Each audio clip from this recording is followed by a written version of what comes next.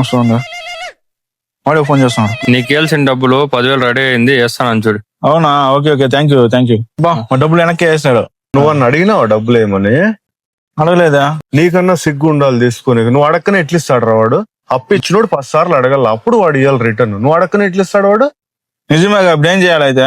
వాడి డబ్బులు వానికి నీకు ఇచ్చేస్తాం. సిగ్గు ఉంటే నీకే డబ్బులు పెట్టుకోదు. నువ్వు ఫస్ట్ ఇచ్చేస్తాం, వేసి పంపించేస్తాం. అదేరా మొగం లక్షణం అట్లా ఉండాలిరా. ఏదిరా నువ్వు అడక్కనే ఇచ్చేది వాడు? నీ దగ్గర ఏం గతలేవా? అంతే, వాడి డబ్బులు నాకెందుకు? అదే అడగనే ఎంత ఇస్తాడు వాడు? అది నువ్వు అడిగితే ఇవ్వాలి, అది పద్ధతి. మెసేజ్ వచ్చిందా? అదే డబ్బులు, నా డబ్బులు మళ్ళీ నాకే కొట్టాడు వాడు. నీకు సిగ్గుంటే పెట్టుకోరా నువ్వు ఆ డబ్బులు. అయిపోయింది, నువ్వు ఆ డబ్బులు పెట్టుకున్నావు అంటే నీకు సిగ్గులేనట్టు, ఇంక అంతే పో. మరి నన్ను ఏం చేయమంటావు?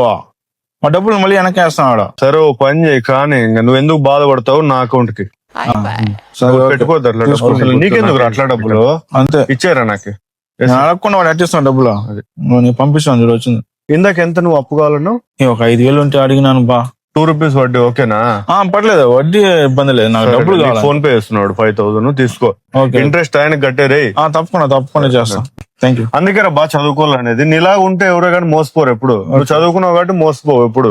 అదే వేరే వాళ్ళు అయితే టక్కని మోసపోదు. లేదు, అదే కదా, నేను వడ్డీ ఇచ్చేస్తాను, వడ్డీ ఇచ్చేస్తాను.